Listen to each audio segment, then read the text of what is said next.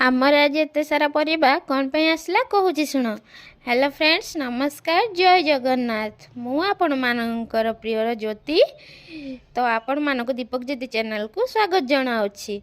आम आज स्वामी स्त्री सांग होइके मार्केट जाइलु। प्रथम जाइकिना आम कि मसला सामग्री किणवार था, तो सेठी जाइके पहुँची गलु।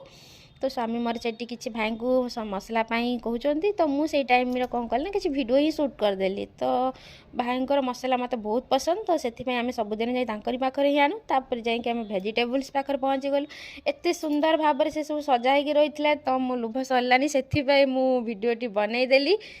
तो जदि ब्लॉग भल लगुच तो सब्सक्राइब निश्चय करेंगे।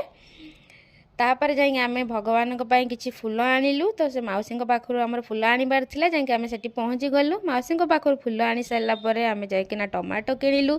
से भाई आमको एमती अनेले जमी किसी बम फाटिब, तो आम भी पूरा डरीगलु। तापर जाइए आम किसी चटपटा खाना खाई देइथिलु। तापर ब्लॉग टी एंड कलु। बाय।